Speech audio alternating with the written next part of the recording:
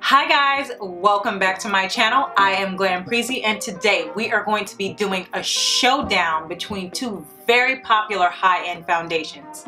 If you want to see how these foundations performed, please stay tuned. Okay guys, so before we get started, I just want to take a moment to say thank you so much for tuning back into my videos, and please take a moment to subscribe to my channel, turn on your post notifications so that you know when I upload a video, and give this video a thumbs up if you like the content, and comment down below. I have already done my brows to save some time today because we ain't got time to be doing brows. We need to get into these foundations, okay? The two foundations in this showdown today are going to be the Lancome Teint Idole Ultra Wear 24-Hour Comfort Foundation.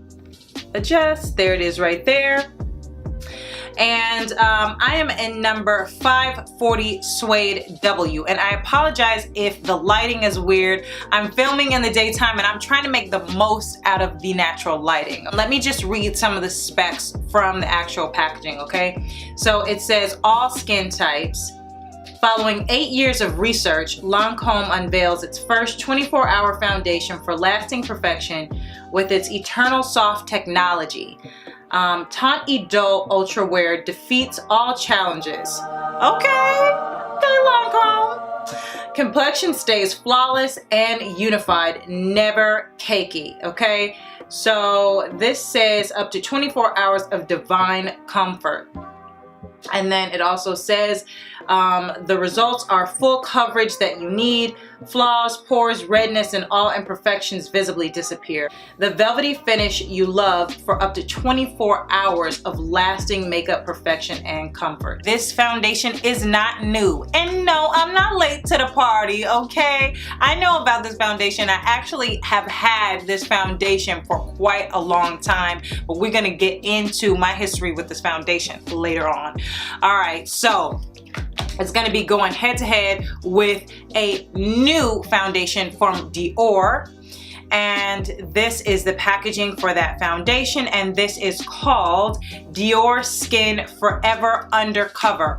Now don't get this mixed up with the other Dior Forever foundation. This is the Diorskin Forever Undercover, and this says that this is a 24-hour wear, full coverage, fresh, weightless foundation, and it also says that it's high pigment and water-based. Let me read a little bit of the specs off of this box as well. So this Diorskin Forever Undercover foundation says that it reinvents full coverage with an ultra fluid foundation that offers the perfect mix of extreme correction and a surprisingly weightless feel.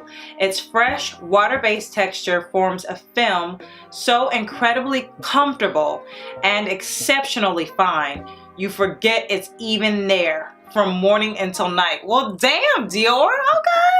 I mean, well, they are Dior. They can make claims like this.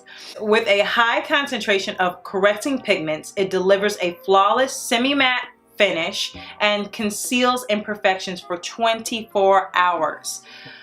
Wow. So I have this in the color 070, and that is called dark brown.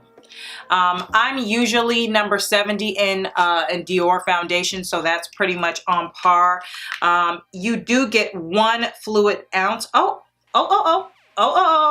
You get 1 fluid ounce in the Lancome, but in the Dior, they're giving you 1.3 fluid ounces of product in this container. Top of the Dior foundation here, and this is the bottle. It is plastic. It's like a plastic squeeze tube. I don't know whether I like that or not yet. So this is the applicator for that one. And yeah, I mean, I guess I like that it's plastic just in case you're traveling with it. That's always better, because some people, I'm not gonna mention no names, y'all might know them as GlamPreezy or whatever, but she be breaking stuff, okay? I think it's a rose imprinted on the top. And this is the packaging. It is frosted glass, okay? So you do not want to drop this one off of the counter, girl, because she gonna go bye-bye. Let's have a pump top here so you can pump out your foundation. I tend to like a pump more than a squeeze bottle because I feel that with these, you never really get all the product out. So that's just my opinion. Here are the two foundations. Again, you get more product in the Dior. And so what we are going to do, we'll just do Lancome on the right side of my face, and Dior is gonna go on the left side of my face. Now, I only have my brows done right now. I have not primed my skin. So I'm gonna go ahead and prime my skin. Go ahead and shake these up real quick, real quick, okay?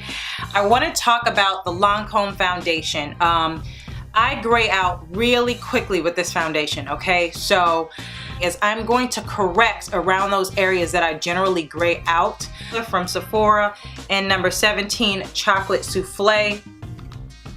And this has a really warm undertone, so I've been using that to correct.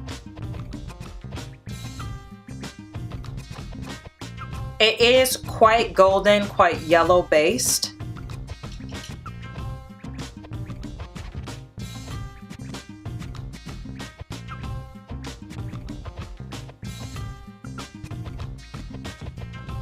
It's a little bit more yellow toned, and hopefully that concealer balances out the foundation because, like I said, you know, me and Lancome don't really get along too well. So this is it. It did cover up pretty much everything, but it doesn't look cakey. Head and dot it out.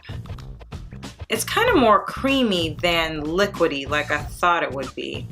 Let's see if I can get a good focus here.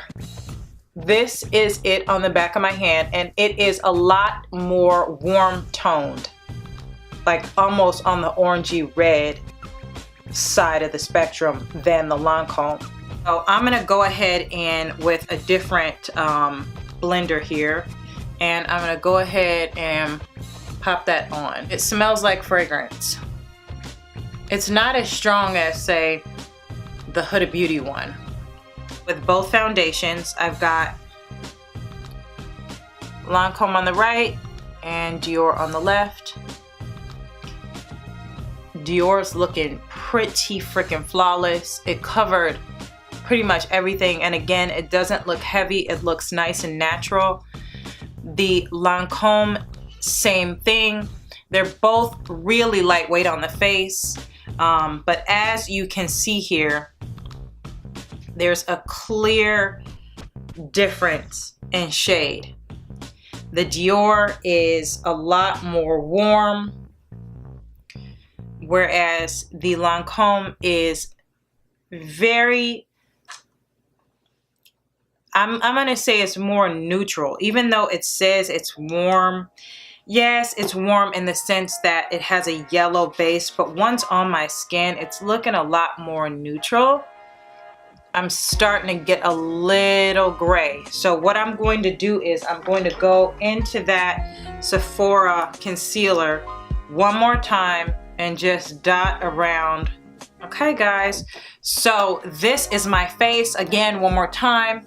This is the Dior side, and as you can see, it does have, it looks like it has a healthy sheen to it, but really that's probably the strobe cream because it's quite matte. It's not sticky. It's definitely dried down.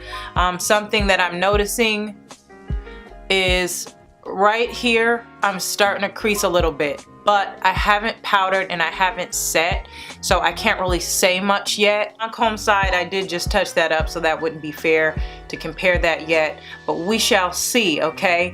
The Lancome side, again, more of a matte finish. They both look very natural, and go off camera and do the rest of my makeup and then come back. I'm gonna go and wear these foundations for the rest of the day and come back and let you know how these foundations performed. I do, before I go, want to just do a little close-up on both sides. This is the Lancome. And this is the Dior side. Again, giving me a little bit of creasing here around my lip area, but stick in there. I'll be back to let you know how these perform. Guys, so I am back after 12 hours wearing these foundations. Me and these foundations have gotten to know each other real well, okay? Let's just say that.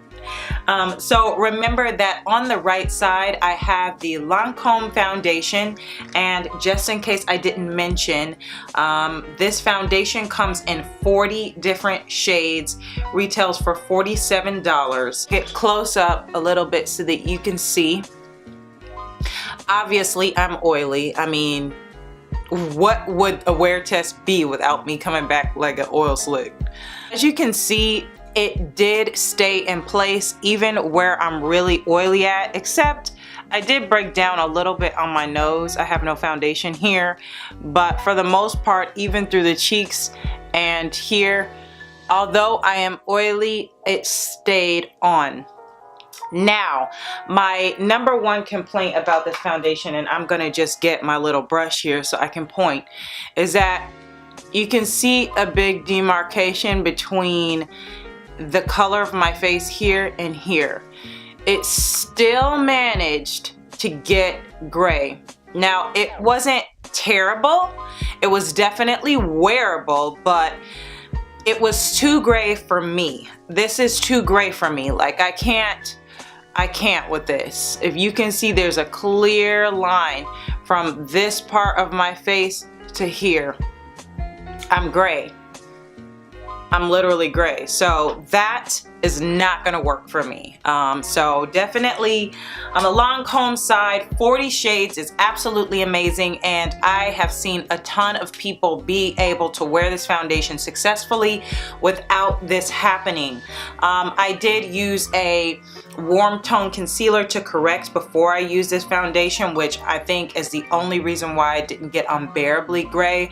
But for the future, I probably will not wear this foundation again. All in all, for me, the Lancome is a thumbs down. I feel bad because I know that it is a fantastic foundation.